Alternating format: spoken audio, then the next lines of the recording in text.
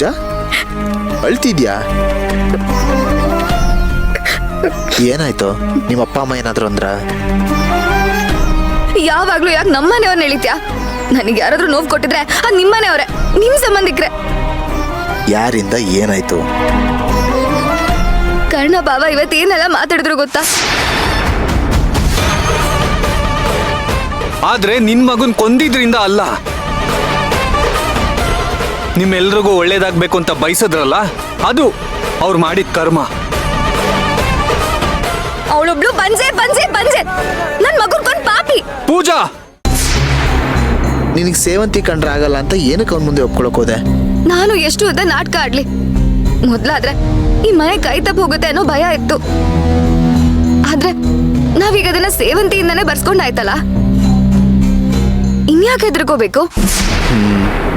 ಏನ್ ಹೂ? ಈ ಮನೇಲಿ ಯಾರಿಗಾದ್ರೂ ನನ್ ಮೇಲೆ ಪ್ರೀತಿ ಇದೆಯಾ?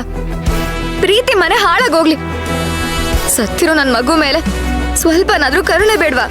ಪೂಜಾ, ನಮ್ಮ ಮನೆಯವ್ರಿಗೆ ಅಷ್ಟೊಂದೆಲ್ಲ ಯೋಚನೆ ಇದ್ದಿದ್ರೆ ನಾನು ಅವ್ರ ಬೆನ್ನಿಂದ ಇಷ್ಟೊಂದೆಲ್ಲ ಪ್ಲಾನ್ ಮಾಡ್ಬೇಕಿತ್ತ? ಲೆಕ್ಕದಲ್ಲಿ ನೋಡ್ಬೇಕು ಅಂದ್ರೆ ಅವರೇ ಸೇವಂತಿನ ಕುತ್ಕೆ ಹಿಡಿದು ಈ ಮನೆಯಿಂದ ಆಚೆ ದಬ್ಬೇಕಿತ್ತು. ಮಾತೆತ್ತಿದ್ರೆ ಕರ್ಣ ಬಾವ ಅದಕ್ಕೆ ಮಗುನ ಕಳ್ಕೊಂಡು ಸಂಕಟ ಪಡ್ತಿದ್ದಾರೆ ಅಂತಾರೆ. ಯಾಕೆ ಅವಳೊಬ್ಳೆ ನಮ್ಮ ಮಗುನ್ ಕಳ್ಕೊಂಡಿರೋದು? ನಾನ್ ಕಳ್ಕೊಂಡಿಲ್ವಾ? ಅವಳಿಂದಾನೇ ಕಳ್ಕೊಂಡಿರೋದು, ಅವಳಿಂದಾನೇ ಅನ್ಯಾಯಕ್ಕೆ ಒಳಗಾಗಿರೋಳು. ಅದ್ರ ಬಗ್ಗೆ ಇವ್ರು ಯಾರಿಗೂ ಯೋಚನೆನೇ ಇಲ್ಲ. ಏನ್ ಮಾಡ್ತೀಯಾ? ಇವ್ರಿಗೆಲ್ಲ ಮರ್ವು.